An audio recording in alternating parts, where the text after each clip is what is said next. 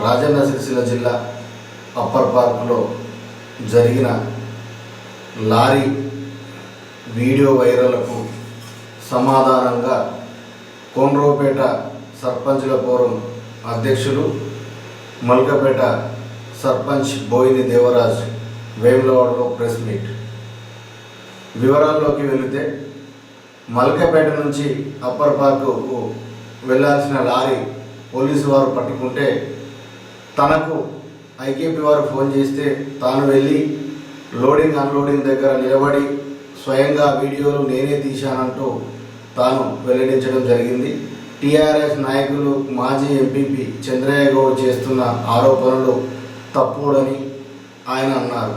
ఒకవేళ నిజంగానే మాజీ ఎంపీపీ టీఆర్ఎస్ నాయకులు చంద్రయ్య గౌడ్ మల్కపేటలో తాను అక్రమాలకు పాల్పడినని చెప్పి నిరూపిస్తే నేను సర్పంచ్ పదవికి రాజీనామా చేస్తానని చెప్పి అన్నారు.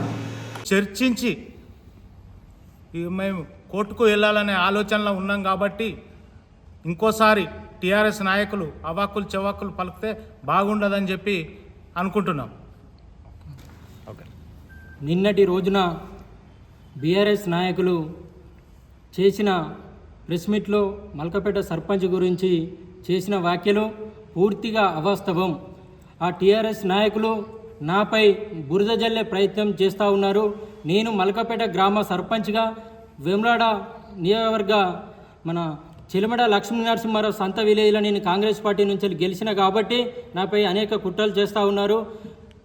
అక్కడ జరిగిన సంఘటన ఏంటిదంటే మల్కపేట గ్రామం నుంచి ఒక లారీ నుంచి 89 బస్తాలు తీసుకొచ్చి మల్కపేటలో వేస్తే ఆ లారీని తీసుకుపోయి పోలీసులు సీజ్ చేసే క్రమంలో ఇక్కడ నుంచి పోయిన మల్కపేట నుంచి బుట్టం ప్రభాకర్ అనే వ్యక్తి నుంచి 89 బస్తాలు అందులో నుంచి అలా లారీలో ఇవ్వడం జరిగింది. అక్కడ జరిగిన సంఘటన ఏదైతే ఉందో బుట్టం ప్రభాకర్ అనే వ్యక్తి నాకేం సంబంధం, ఇక్కడ తీసుకొచ్చడానికి నాకేం సంబంధం అని చెప్పి అన్నాక బుట్టం ప్రభాకర్ వ్యక్తి నాకు ఫోన్ చేసి నా వ్యాన్ కూడా తీసుకోపోతుర్రు, నువ్వు రా సర్పంచ్ గారు అని అంటే నేను ఒక సర్పంచ్ హోదాలో ఆయనను మాట్లాడదామని చెప్పేసి నీకు సంబంధం లేదుగా ఈ వ్యాన్కి సంబంధం లేదని నేను పోయి మాట్లాడడం జరిగింది. ఆ జరిగిన సంఘటన 6:20 కానీ బీఆర్ఎస్ నాయకులు చేస్తున్న ప్రచారం ఏంటంటే ఇక్కడ నాపై అసత్య ప్రచారం చేసినప్పుడు బుట్టం ప్రభాకర్ అనే వ్యక్తి కూడా నా పక్కనే ఉన్నాడు. అక్కడ జరిగిన సిచ్యువేషన్ కూడా అక్కడ లారీ నేను పోయినా అది పోయింది 6:20 నా పక్కన కూడా బుట్టం ప్రభాకర్ అనే వ్యక్తి ఉన్నాడు. సీసీ కెమెరాలు కాదు అది నేనే మళ్ళీ ఆ వీడియో కూడా ప్రభాకర్కి చెప్పి నేనే చెప్పిన ఆ వీడియో తీసుకోయే నీకు కూడా అది మళ్ళీ ఎటు తిరుగుతుంది ఏందని చెప్పేసి ఆ వీడియో కూడా తీసుకోమన్నది నేనే చెప్పింది కూడా వీడియో ఇవ్వమని చెప్పింది కూడా నేనే.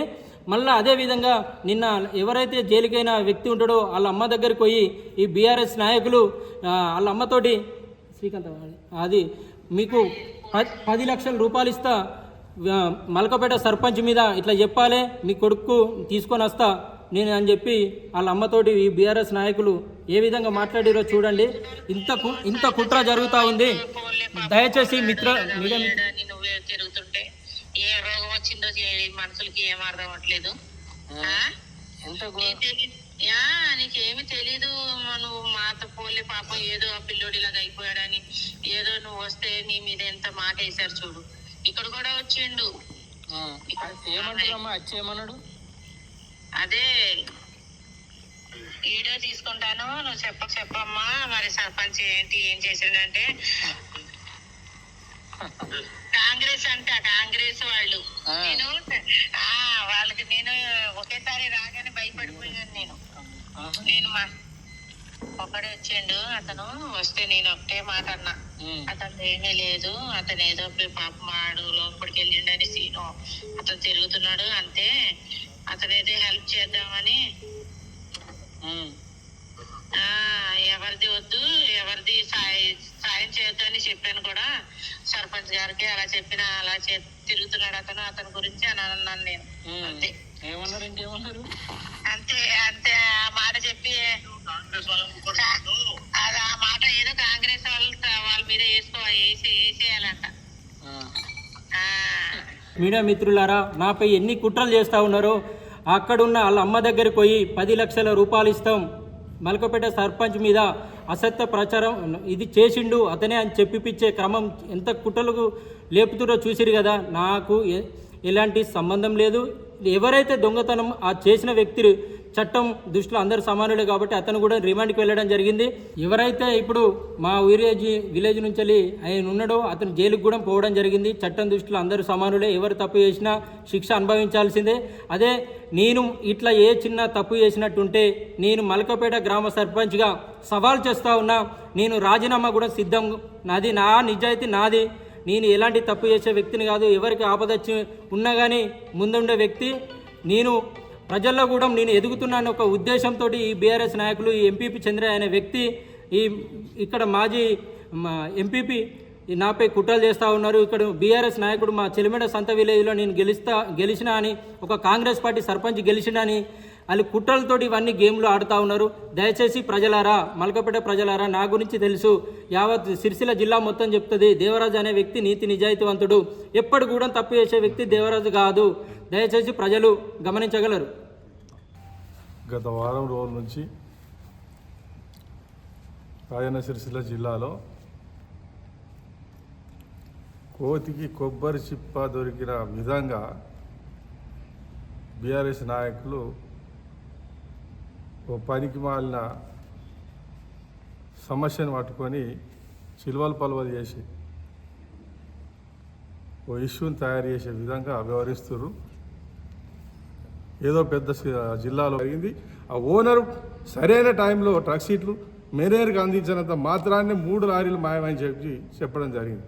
కానీ ఈరోజు అవి దానికి సంబంధించిన సీసీ ఫుటేజ్లు అవన్నీ ఎంక్వైరీ చేసిర్రు. ఆ ట్రక్ సీట్లు రిటర్న్ ఇచ్చిర్రు. ఆ రైతులకు సంబంధించిన డాటా కూడా ఎంటర్ అయింది. త్వరలోనే వాళ్ళకి డబ్బులు కూడా పడుతున్నాయని చెప్పి ఈ సందర్భంగా తెలియజేస్తున్నాం.